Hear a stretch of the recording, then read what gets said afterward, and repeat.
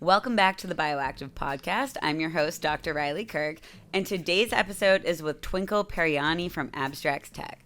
Twinkle has been on the podcast before, but she's back to discuss the research that her and the rest of the team at Abstrax just published that digs into phenohunting for unique smells. So a quick intro into phenohunting before Twinkle gives all of the fun details. Pheno refers to the phenotype of the plant, which are the observable traits, which is different than a genotype, which is used to describe the genetics of the plant and the things that we can't necessarily see. So picture yourself next to a cannabis plant. The size of the plant, the color, the width of the leaves, and the smell of the nugs. These are phenotypic traits of the plant.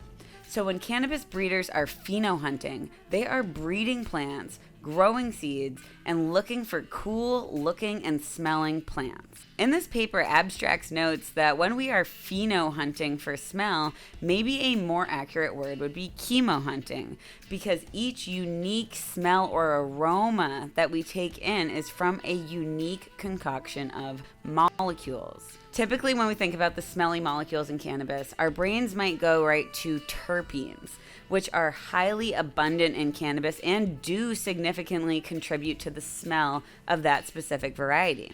However, as Twinkle describes in this episode, terpenes are more of a base smell that we smell from cannabis, and flavorants are what really makes exotic cannabis varieties unique. Both flavorants and terpenes are small, aromatic compounds. The main difference between flavorants and terpenes is really what makes them up, or the building blocks that are used to build them. Terpenes are smelly molecules made of a 5-carbon building block called an isoprene unit. Enzymes in the plant then take these isoprene units, combine them, and fold them in different ways to produce the different terpenes. Flavorants are also smelly molecules, but they are not made from these isoprene units. They're made from different building blocks in the plant. Okay, I'm going to let Twinkle take it from here, but if you want to read a recent article that I wrote for Fat Nugs magazine about using cannabis for your pets, that is going to be linked in the show notes. I also just got back from California. What an amazing trip. I'll be uploading a video on YouTube next Friday of a tour of an indoor grow facility at Cadre Cannabis. They grow some of the most beautiful and smoothest smoking herb, so I'm really excited to show you the intricate ins and outs of the facility. They're also amazing people that own and operate the company, so I really want to put that on display as well. Emerald Cup was amazing. I love hanging out with the people in the cannabis industry, and thank you so much to my friend Dee or Diana who showed me around Cali, and I already can't wait to come back. So anyway, make sure you have some water nearby while you listen, unclench your jaw, roll up, and relax for the next hour or so.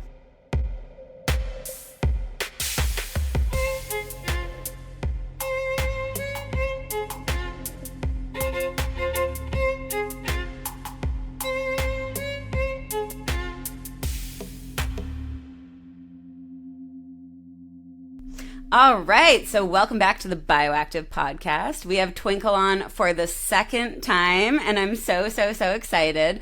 So, Twinkle, you are a scientist at Abstrax Tech. If you wouldn't mind telling us a little more background, and I know you already have because you've been here before, but just reiterate for anyone who hasn't listened what you do at Abstrax. What are flavorants? What are terpenes? How do we evaluate the smell of cannabis? And then we'll dive into some of this new chemistry in this paper and go from there. Awesome. Yeah, so I'm Twinkle. I'm a research chemist. My background and specialty is kind of in analytical chemistry. And what I do at Abstrax, Abstrax is a flavor company as well as a research company. So what I do is I kind of help mesh the two sides. I work with GC cross GC or 2D gas chromatography.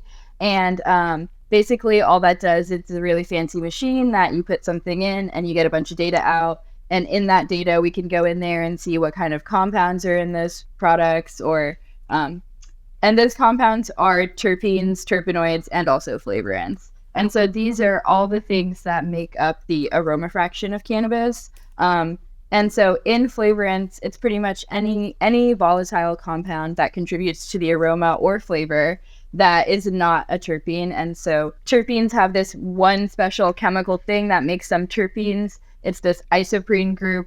And so flavorants would be any compound that contributes to aroma or flavor that doesn't have an isoprene group.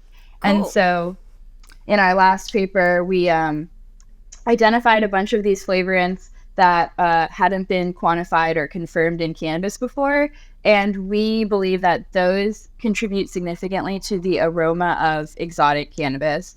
And so what exotic cannabis is would be anything that is non-traditional or non-prototypical. So if you think about things like Blue Dream or OG Kush, those are going to be more prototypical kind of strains and cultivars of cannabis where they smell earthy and maybe a little bit gassy and spicy or a little bit sweet. And exotic cannabis is going to be anything that's on the other end of the spectrum, either really, really sweet, so that could be like fruity, or it could be like a dessert or a baked good, or something really savory that could be chemically, like a Sharpie. It could be like mothballs. It could be cheesy. So it's a big spectrum. Cool. Yeah, I think the flavorants are some of the most interesting research to come out in the past few years, because so many people who are cannabis consumers knew that there was more than terpenes that were part of the smell. Like, we knew that it was more than just terpenes, but we didn't have words for it. We didn't have a name for it. And we didn't have molecules to be able to be attributed to that smell. So I think you did a really great job summarizing what flavorants are. They're essentially smelly molecules that are not made of isoprene units. So they're made of other building blocks, but they still significantly contribute to the smell.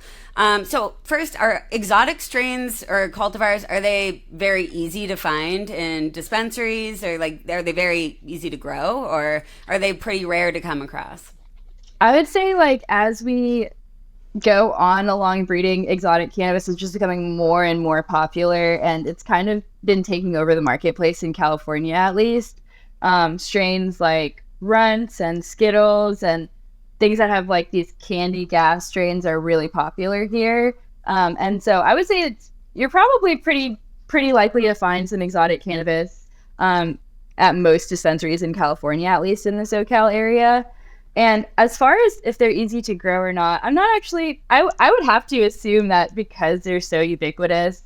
And also, one of the things that we're going to be talking about later is phenohunting, but a lot of these strains and cultivars and traits are things that breeders really, really wanted to grow. So they took an effort and selected for that. And so maybe in the beginning it wasn't as easy to grow, but now I feel pretty confident that you could go and buy some clones or buy seeds for something exotic and get something pretty unique out there. Okay, cool. So we will get way more into phenohunting, but I think we should take a quick dab, because that also kind of goes into my next question. That's from one of the members of my Patreon that I think is a really, really good question. So I'm going to ask it, then we can think about it while we take a dab, and then you can answer. Okay, perfect.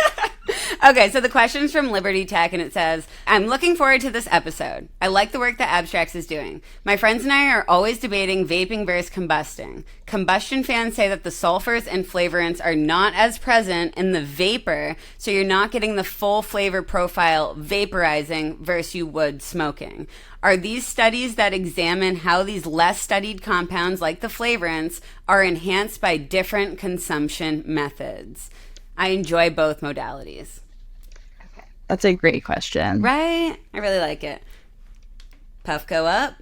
Puffco. Okay, I need to load up my dab still. I'm not even Okay, ready. sorry. No. Game. You can go without me. It's okay. And we both just cleaned our Puffcos, which is a rare occurrence to happen on the Bioactive podcast. So this is a very no special one can dab. talk any crap about how dirty they are. Inside and outside. This thing's pristine. Well, I wonder if you can hear me. I can. I think it sounds great. So silly. Oh.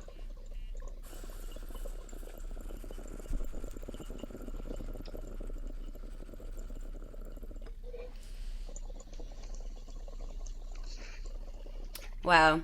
Speaking of flavor, it tastes amazing. It's from the CBG Gurus. This is their hash. It's amazing. Oh, that's so cool. It's CBG hash. This is actually regular hash. They also do have CBG hash that they sell, which I top my bowls with. It's amazing. It really is a great experience. I'm definitely going to have to check that out. Okay. You want to repeat the question one more time? Yeah, let me try to like not stumble over it. Okay. I'm looking forward to this episode. I like the work that Abstrax is doing. My friends and I are always debating vaping versus combusting. Combustion fans say that the sulfurs and flavorants are not as present in the vapor, so you're not getting the full flavor profile vaporizing versus you would smoking. Are these studies that examine how these less studied compounds like the flavorants are enhanced by different consumption methods? I enjoy both modalities. Okay, so first of all, I don't think there are any studies out there that are addressing this specific question. I think the science of smokability will be one part into that if we get that data.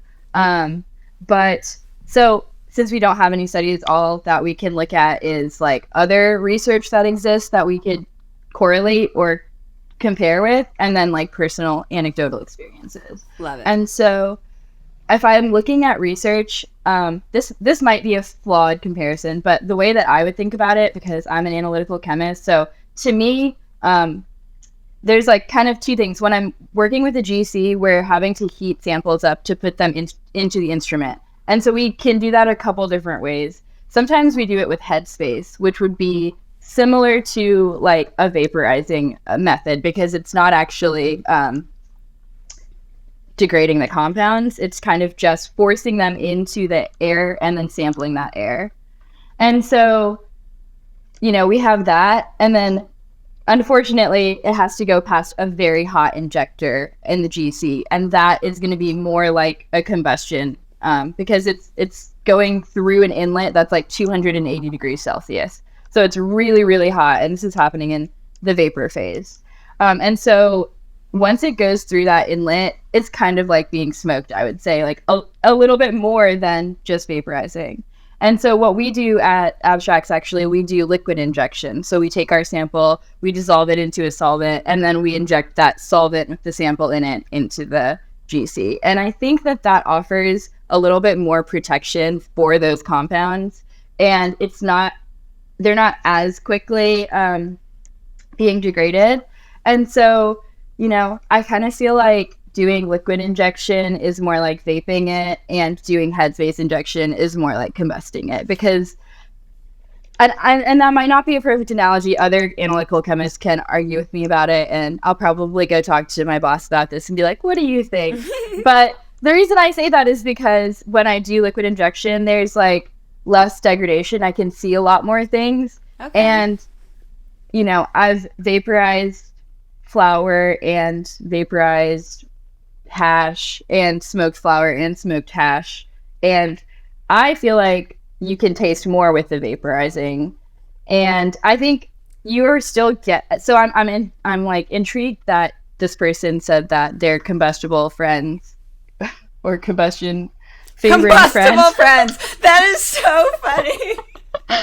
Hopefully not. I mean, at the same time, like, I kind of want to be a combustible friend versus a non-combustible friend. Yeah, you're right. Doesn't sound nearly as cool. I'm intrigued that they said that, they don't feel like they get sulfurs as heavily through vaporizing.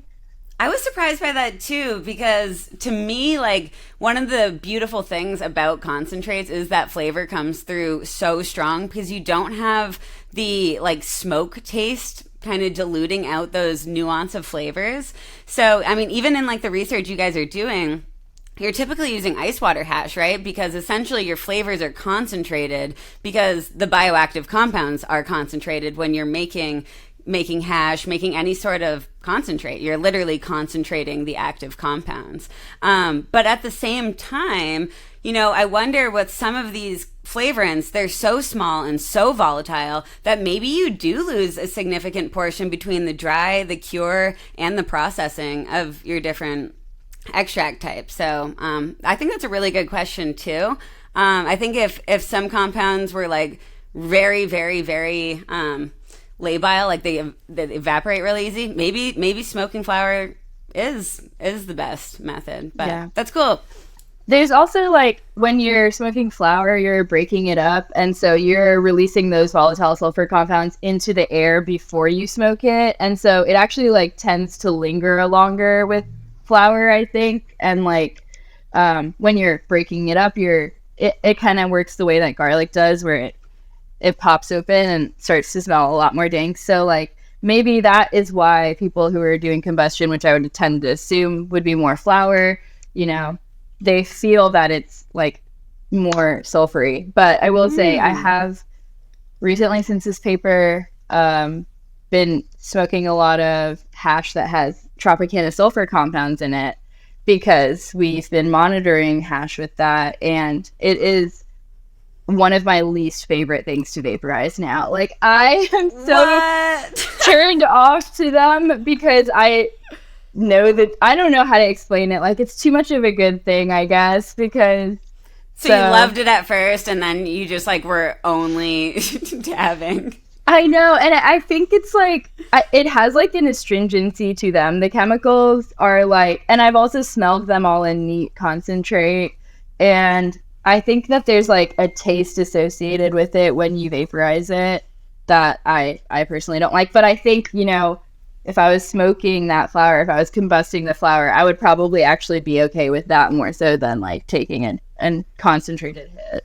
Interesting. I do find them harsh on the throat, those like very citrusy, like gassy type. Do you think that sometimes you'll see people take a dab take a dab of a product that was made with solvent, and they'll say like this feels like it still has solvent. Do you think that could potentially be these like chem notes that are in the flavorants that they're actually feeling is like the ones that like literally taste like chemicals? Or yeah, I mean, that's a great question. I've heard people make notes about that with rosin too, and I'm like, oh, that's weird because there's like not chemicals in here, but at the same time, like there's molecules that smell like chemicals, so there kind of are chemicals. Well, there are. Okay, this is getting way too.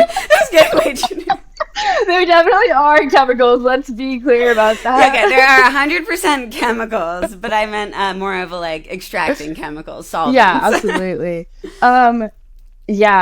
Definitely like some of the ones that we talked about in this paper, the super citrusy astringent ones, I mean indole and scatol definitely, and even like some of the prenylated sulfur compounds, they are often described as like diesel and fuel like, and I think, you know, that's a pretty close comparison to solventy. And then the synechioates that we talked about in the first exotic paper, those actually are very like fusel and alcoholic, but they're in very, very, very small concentrations. But they do have like an almost like a rummy note to them. And I think like alcohol is also right there with solvents in people's minds when it comes to smells. And those tend to be sweet. So it's not just that it would be in savory exotic stuff. So it could be in sweet exotic stuff too, where they're like, this tastes like solvent, and maybe it says. Okay, one more question before we actually dive into your paper here. Because you mentioned relative concentration of flavorants. In general, is the relative concentration of all flavorants like significantly lower than terpenes? Or how do those compare when we're looking at a plant profile, and like how much do terpenes versus flavorants do you think contribute to the actual smell that we're perceiving? Yeah, there's a great sand key diagram in the first paper that you could insert here that shows the breakdown, but I think it's somewhere that it's greater than 90% of the aroma fraction is actually just terpenes and terpenoids by weight, and so less than 10%, and in reality I wouldn't say less than 5% of the aroma fraction by weight are these flavorants. So that really just speaks to the significance that they have in the aroma, because if you smell these compounds and then you smell something that has them, you can easily identify that. And it's such a like their odor volume or intensity is significant in comparison to terpenes. And I think, you know, that has to do with there's chemistry behind that, but also the fact that terpenes in general are like, they're very mild smelling if you actually smell them by themselves. They don't contribute a whole lot of aroma. They kind of have like what I would consider as like a base aroma, and flavorants are add a lot of like top notes and a lot of like deep bottom notes. And I feel like terpenes are kind of just in the middle of the intensity scale. Interesting. I like the way you describe that. Like if you're painting a painting, your background color is your terpene, like your dominant terpenes, and then your actual painting is the flavorants. That's cool. Awesome. Okay. Can you describe the paper that you were just first author on? So congratulations. Was that your first author paper? That is amazing. Incredibly proud of you. That I love the way it read too. Like I really enjoyed the paper. So if you could give like an overview of what you did, how you did it, and what you found, that would be awesome. For sure. So thank you so much, first of all. And huge shout out to Ian, who helped me write this paper. It was a beast of a paper. Okay, so overall what we did was we took 5 phenotypes, which are just basically like plant siblings of the same family. They're all Starburst 36. That's the name of the strain. Yeah, okay. And Starburst 36 is known for being like a tropical, citrus, candy kind of flavor profile. So we took 5 products that were siblings from Starburst 36, and we analyzed them on the GC cross GC, as well as doing aroma analysis on them. Wait, real quick. So these were started from seed, from the parent, 5 of them, but the same parent. Okay, just making sure. Yes. Sorry, keep going. And they were all like grown in the same facility, in the same conditions, and they were all processed into hash the same way. Cool. But keeping individually. So controlled. I love that. So we're trying to like reduce those environmental factors here. Cool. So we're looking at these 5 siblings, and we look at them on the GC cross GC, and we did aroma analysis. And then we start looking into the data and looking into these flavorants, these really small level compounds, and noticing some trends. And we identified a new Tropicana sulfur compound. So that's the 4th one in this family, abbreviated like TCSCs. And that definitely has to do with the tropical, fruity, sweet aroma of these that's characteristic to this strain. Oh, cool. Does it smell unique compared to the other Tropicana sulfur compounds? Like, is it very distinct? It's not that distinct to me. It's a little bit like... I think they all kind of blend together in my nose, if I'm being honest, because I always just characterize them the same. But it is the largest one that we've found. So that was interesting. It's the 4th largest. Cool. And then we also saw indole, which we had seen in the other papers. But what we did notice also that indole was like a distinctive identifier for that. So the strains that had it were significantly sweeter than the other strains, and people were able to tell that based on the aroma perception. I do need to insert a quick clarification here. Twinkle emailed me after we recorded this episode with the subject, quote, "dangers of dabbing and podcasting," end quote, with the clarification that the 2 sweetest phenos did not have indole present and had higher concentrations of these Tropicana sulfur compounds. So the sweeter the smell, the less indole and the more Tropicana sulfurs. Very cool. So that's part of the sweet part, but that's kind of different than the other compounds known to make things sweet smelling, right? It's pretty unique. Exactly. Awesome. It's pretty unique. Yeah. And it's before we weren't necessarily sure how indole was significant, just that it was unique. And so this kind of helps answer a little bit more of like how it interacts with these other compounds. And we also discovered octanoic and decanoic acid, which are free fatty acids that have implications for cheesy smells, as we got like some free response feedback that people thought that there was some of the strains were really cheesy. And so that was like in the comment section of the survey. Yeah. So you had like this panel of people, I think it was 11 people, right? And they're like taking notes on the aroma. And it wasn't part of the survey, but in the comments, it was like everyone noted, or a few people noted that it was cheesy smelling. So you guys were like, yo, why is it cheesy smelling? That's cool. Exactly. And I had tried to like cut down the list of aroma descriptors from the paper before because it was a really long list. And I had totally cut out cheese because it was not one that was used a lot in the 31 other phenotypes other cultivars that we had measured in this other paper. So that was an oversight on my part. But it was beautiful that it didn't matter and that people were still able to pick it up and put it there. So I feel like that was really validating. And wait, I think I might have asked this last time, but I need to ask it again. Were the 11 people at Abstrax, or how were these 11 flavor people chosen? Yeah, so they are people at Abstrax. So, I mean, we're kind of a unique sample group, but I'll say like we have people who were stoners, people who weren't stoners, people who were trained in flavor chemistry, and people who aren't trained in flavor chemistry. So we do try to keep it like at least a little bit more diverse. And so I think that, and also like, we blind code the samples and give people like as much time as they need. So to try to just give them like an even space to assess the aroma, because we don't want them like to talk to each other and alter their perceptions and names and stuff like that. So yeah, the sensory is a really cool part of it. And we also like asked specific questions for like aroma intensity, preference, sweetness,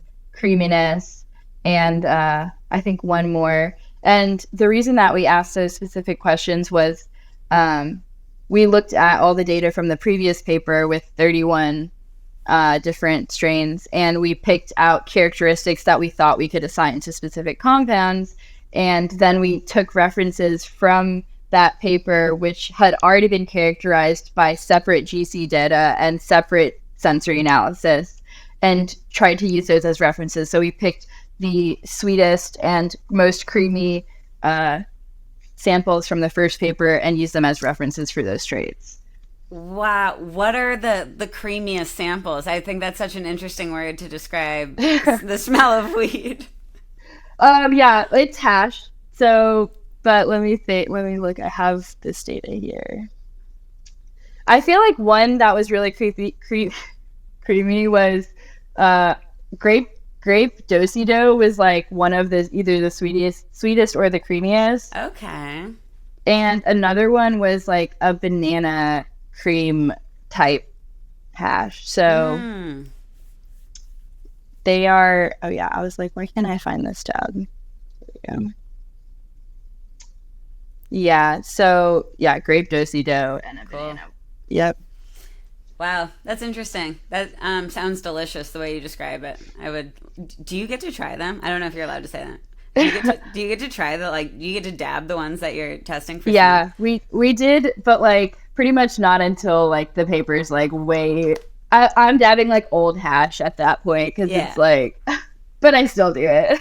That's awesome. That's cool. You get to experience the effects too, and the smell and the chemistry. Yeah, and that's definitely like we really, really want to study the effects and figure out how to like quantify the effects better, but it's very challenging, and like to do it justice, there is a lot involved in figuring out how to communicate that effect standardized among different people. So 100%. And it's not like research in the like 70s where they just injected everything into mice and then watched and saw what happened. That's like literally they would fractionate like natural products and just like inject them into mice and be like, all right, what happens? Which one has a cool compound in it? Oh no. Anyway, okay, cool. Great. Is there anything else you wanted to add? I think you did a great job summarizing the paper. Cool. No, I think that's good. So you might have mentioned this, but what were the results and what were your expectations for 5 different like offspring of this mother plant, like were you expecting them to be quite variable in their flavorant profile? Were they really similar? Like what did you find for results there? I think we expected there to be like some differences, but I don't know that we expected there to be like as many distinct differences. Mm-hmm. So the fact that there was indole in those two that were really sweet and not in the other ones, that was like pretty significant, because that gives us like a way to try to chemotype as if, you know, because if the aroma is distinct enough and finding a compound that you think helps answer which compound it is, I feel like that's pretty significant. And we did see like some strong correlative differences. I was trying to make sure I said that right. Still don't know.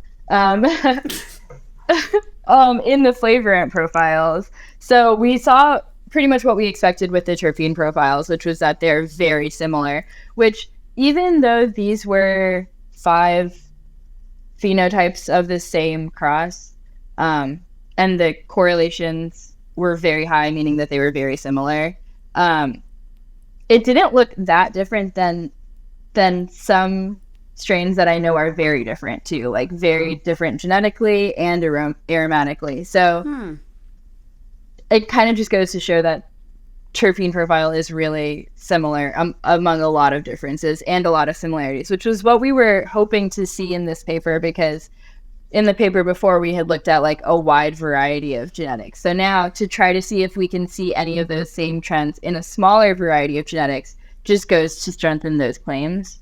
So that's kind of, we did see that with the flavorants. And also it did like also validate that these specific compounds distinctify these aromas, like the cheese compounds. And I mean, we listed these 2 free fatty acids. There's definitely other compounds that contribute to cheese. There's like 2-heptanone, which is, I think, 2-methylamyl ketone. It's also like in cheese. Right, I thought that was one of the coolest parts, which is like I put a video on like TikTok being like, oh, I'm so excited to talk to Twinkle about this, and someone's like, I could have told you that the same molecules that make cheese smell like cheese are also the reason why weed smells like cheese. And I'm like, bro, this is cool science regardless. Like that's a hypothesis what you have, but like now it's written down, which is so cool. With like I mean that would be the hypothesis, that would be the same compounds. Exactly. Yeah. It's interesting to think about too, because like the reasons that these compounds are in cheese are totally different than the reasons that they're in plant chemistry. Like they, you know, so I wait, can you talk really about that a little bit more? Well, I can't because I'm not an expert, but I mean, if you think about it, like these free fatty acids have a different purpose in plants. Like the reason that they're in milk and in dairy products is not the same reason that we have them in plants. Yeah, yes, 100%. And so, I don't know, I just feel like, and like as I was reading, there's also like specific bacteria in blue cheese that when they inoculate it, that like some of these fatty acids are increased as a result of that. And so that's like a bacterial mechanism to enhance this, but that's not probably, I don't know, but probably not the same mechanism that's happening in these plants. Whoa, what if it's just a bacterial symbiont that's producing all the flavorants? Do we have... Crazy. That no. wouldn't be the one. Wait, do we have biosynthetic pathways yet for any of the flavorants? Just out of curiosity. No. Because you mentioned something about like a genetic marker, like potentially in the future, some of these like future directions, maybe the pathways for making these flavorants can be used as a genetic marker for figuring out these unique plants to grow that have really unique aromas. But I guess we're not there yet, but we will be there soon. We will be there soon, exactly. Yeah, we're working on that. We're trying to collaborate with people whose specialty is plant genetics, so they can help guide us through this. But I think together we have a good chance of figuring it out. 100%. And one of the things that you had written was like, under this was like indole and the Tropicana sulfur compounds being inversely related. Oh, that was such a cool part. Yes. And why do I think that? And I had to think about that really hard. I honestly hadn't thought about it so much. And so what Wait. did I do? Can you give a background, like describe this a little more for the listeners, and then dive into because Okay, yeah. because I thought this was such a cool portion of the paper to note because I wouldn't have picked that up if you didn't put that in writing. So love that you put that there.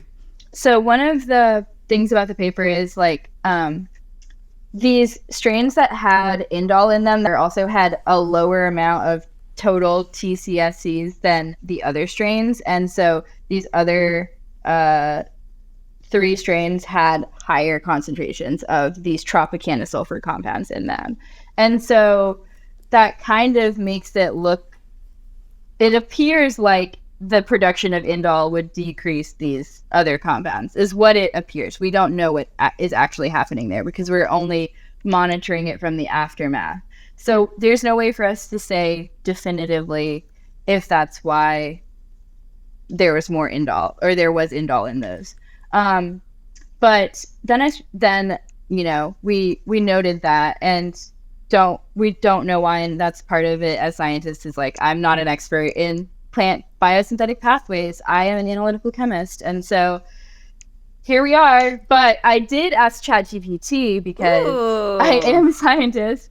And, it gave me some good feedback. And a lot of the things that it mentioned were related to environmental factors because both indole and TCSCs are part of the plant's secondary metabolite profile, which are things that are non-essential for its function, but help it thrive.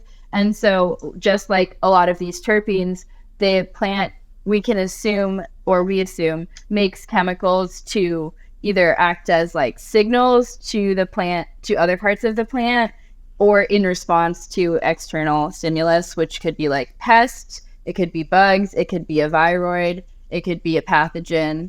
And so a lot of the things ChatGPT suggested were environmental like that, with like maybe it got stressed out, the temperature, the light, the plants, the bugs. But since we're assuming that these are all in the same environment as much as we can have in a grow, I picked out some that were not considering that. So the ones that I saw were talking about resource allocation being energy intensive. So for some reason, if it takes more or less energy to produce one of these over the other, then the plant might select to do that to preserve energy. Dude, love that. I always say energy is the currency of life, and this whole conversation's all about just like energy currency. This is so cool. And then also it talked about the biosynthetic precursor. So like what compounds did it have access to before it decided to make those, and is that different in them? And so I definitely think like one of those is more genetic leaning and one of them is more environmental leaning. So those are just some reasons that we could consider that. So hopefully we will eventually figure out this genetic pathway, but until then we can. That's so cool. And like the pathways might be like so related that if like one gene's turned on, the other's just turned off. Like if you were like diverting pathways, like literally diverting energy. That'll be really interesting. But just the amount of control that was within this experiment makes it so much easier to evaluate that compared to if you were just starting with like, a dozen different variables and trying to lock down on something. So, yeah, good job getting really to that point. So it was hard in the first paper to make any kind of claim about genetics with or environment with 31 different varieties that like we procured from different brands, different dispensaries, different growers, breeders, like just every variable was there. So yeah, no, this one's so controlled, which I think is why I was like so interested in all the details, because it's like everything means so much at this scale, because it's, you wonder if you had like 500 seeds, and this is such an expensive project, but like if you had like 500 seeds and you were just like looking at all of them like that, like what kind of trends that you could see eventually. I know. After this, I had talked to a breeder, not related to this project, and his notes were immaculate. I was so impressed by the level of detail that he was taking in his Phenohunting, and it was really like impressive. And I was like, wow, you can get so nitty gritty on on every single part of the aspect, because like I'm not a botanist, but it was so fascinating to see him take all these botanical notes. And I was like, we could get that nitty gritty about the chemical analysis too, and the sensory analysis. And then we would have like this huge matrix of like 9,000 variables, and we would never be able to find anything meaningful in it, but it would be so cool. It would be so cool. It would be so cool. So I wanted to continue that conversation on breeders and kind of using this information that you publish, because it's really relevant for breeders, and especially breeders who are maybe getting things tested for terpene amounts and terpene profiles, but also using the sensory analysis of their nose and taking really, really detailed notes. You know, in the future, are we thinking that maybe like flavorant profile will be tested for as well, so that breeders can at least be informed on what flavorants are being produced and how much and what that flavor looks like? Or what were you thinking there? Because I think you kind of alluded in the paper, like this is going to be a conversation happening with breeders in the future. Yeah, definitely. We are currently developing a 1B method to test for some of these compounds, and so it's tricky but not impossible, and it just requires like everything in analytical chemistry, just a lot of patience. One of the hardest things that we're running into is actually just getting analytical grade standards, which would be like something that if this was to go to market, there would definitely be a demand for that, because to try to make any kind of quantitative assessments. And so we're working on a 1D method. I mean, we have the list of compounds in the paper. So if other people wanted to try to work on a method, there's nothing stopping them. But so when you say you're working on a 1D method, is this saying you're working on a method so other testing labs could be testing for these compounds in the future at labs across the world, essentially, or across the US? Yeah, cool.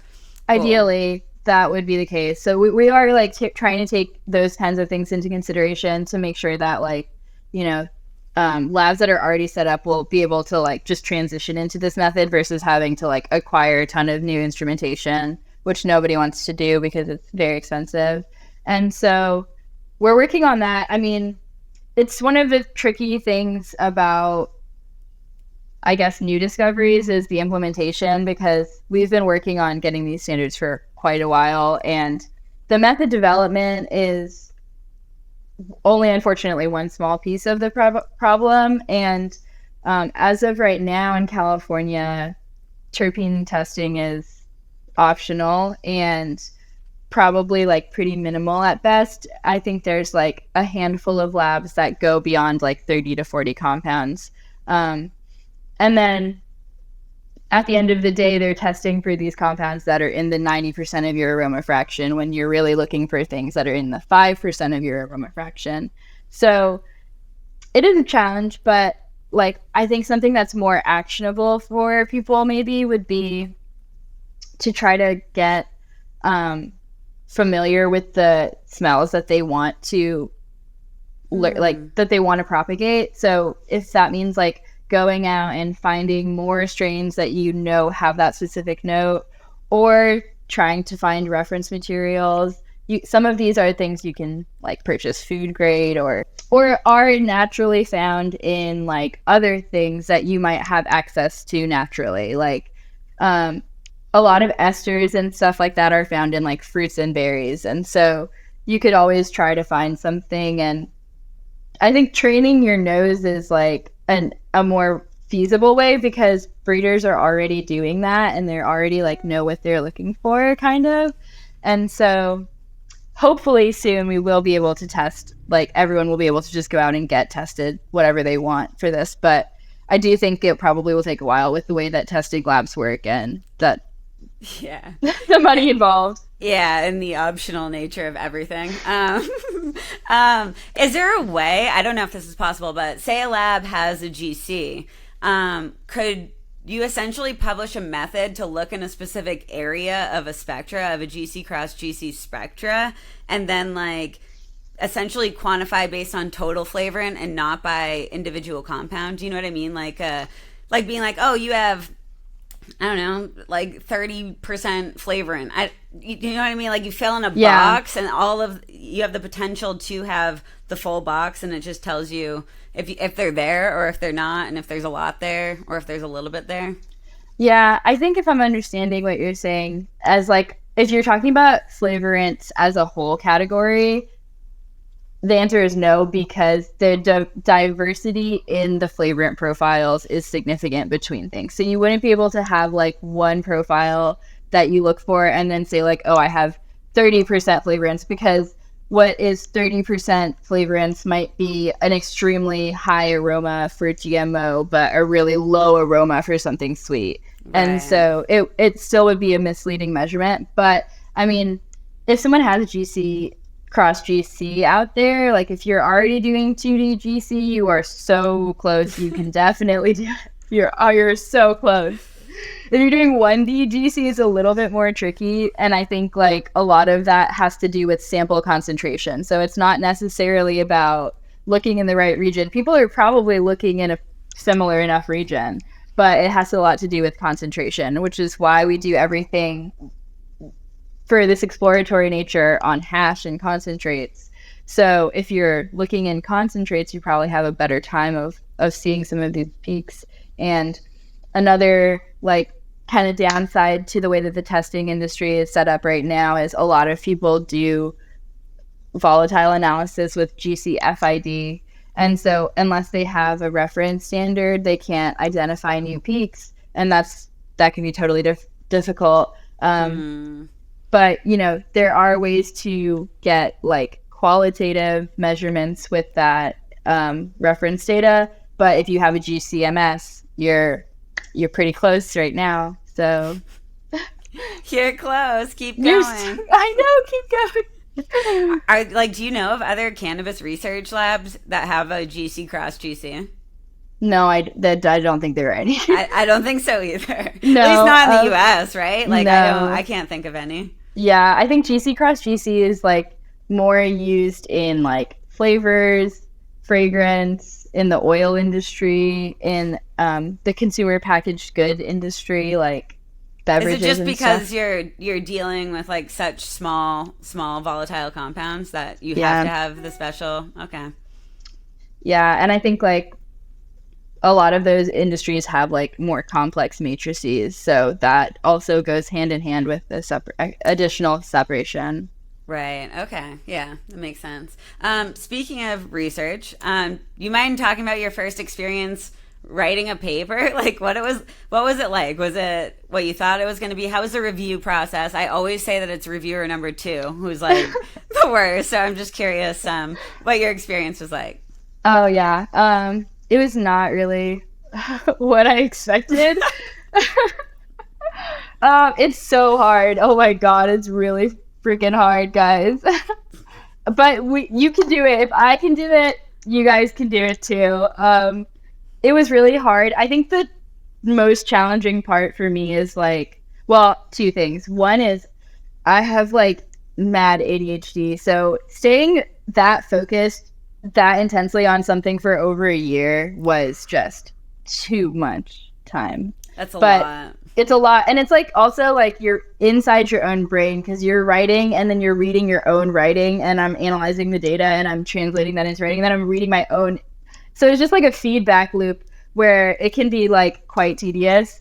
But other than that, honestly, it was good. Like I learned a ton of new skills writing this paper. I learned so much about how to make graphics and publication quality data and everything. So I feel like super empowered now because that was a really cool experience. I also like understand a lot more of why people like are the way that they are when it comes to like writing and editing other people's work, because a lot of it is like, okay, it's all in your brain. You have to they kind of can't help you as much. So that was something new that I learned about. And the review process, honestly, was really easy, thankfully. That's great. Yeah. Yeah. I think because Ian and I had just worked on submitting the paper before, and that review process was very intense. And Ian made several like revisions to his draft, like dramatic revisions, like a ton of stuff. Oh, it gets crazy. People will literally ask for like new experiments that take months and months and months, and you're just like, that's why it's when you get those comments back, you kind of just like, you're scared to look because you just don't know what it's going to be like. Yeah, exactly. The first exotic paper, we got some experiment request and like some other experiment requests that we were like, okay, I don't know that this is feasible to add to this story, but there was stuff we were able to do. This time it was honestly super easy. There was very little edits back, which I'm so gracious to those reviewers. Thank you, reviewer number 2, for taking it easy on me for my first paper.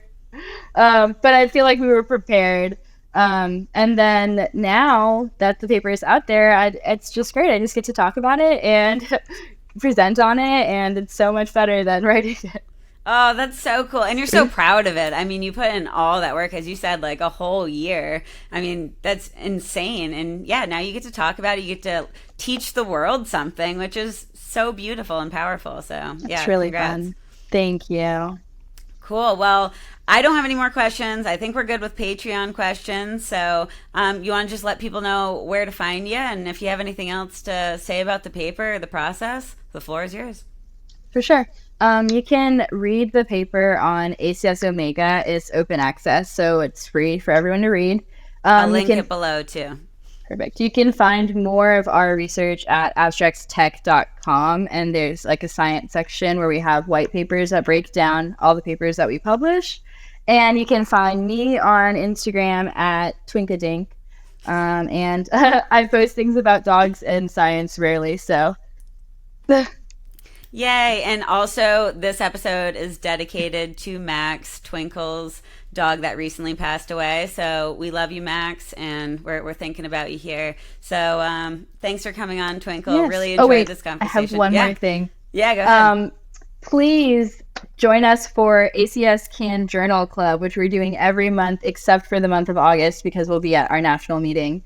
But you can look us up on social media at ACS CANN Journal Club. And I'll put that in the description below as well, so you can just click on that. You should definitely join. You will learn something for sure. So thank you for that, and thanks for coming on again. I'm sure you'll be back on next time. You're doing amazing stuff over at Abstrax, but mad love to everyone listening, and we'll see you in a couple weeks. Bye, guys.